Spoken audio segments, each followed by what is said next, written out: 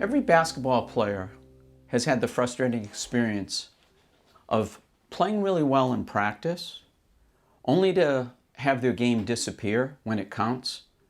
So when they're working out, hanging out with friends, everything they touch goes in. Then they get in games and they're either afraid to shoot or they're throwing up air balls. And it reminds me of an athlete I worked with a number of years ago by the name of Michael. And Michael in high school was an all-star. He was the shooting guard for their team, starting shooting guard, helped his team win the state tournament. And as a freshman, got a scholarship to college. And as a freshman was outstanding, playing backup role to a senior.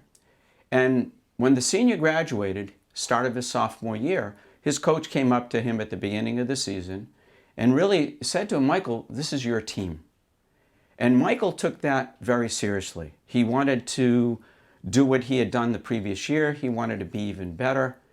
And he started pressuring himself.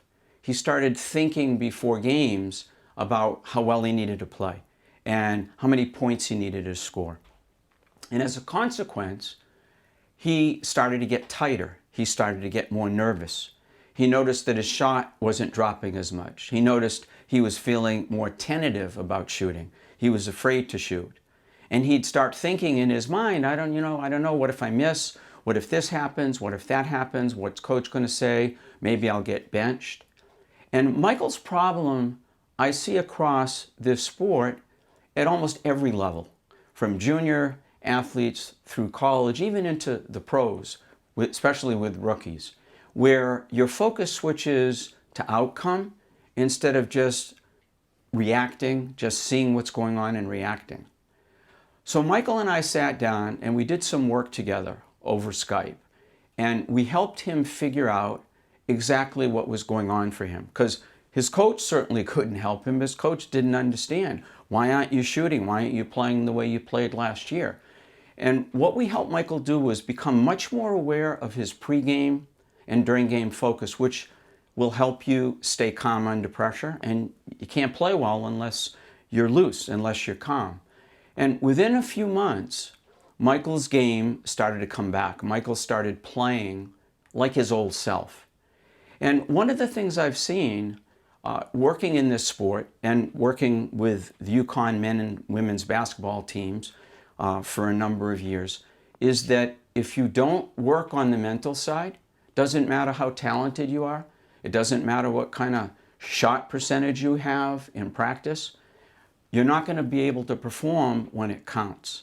And as Michael's game came back, he got more and more confident and took over the team the way his coach had hoped and started performing really well. And his senior year of college led his team to the conference championships and deep into the NCAA tournament. Now, I'm sure you're watching this because you can relate to some of Michael's problems. Maybe you notice the tentativeness, maybe you notice a lack of confidence. But what I'd like you to know is that these problems are workable, they're fixable. It just means you need to work on the mental side of your game. And it's one of the reasons why I've developed these products, an audio program, a number of books, to help basketball players systematically develop mental toughness, develop confidence, learn how to handle pressure.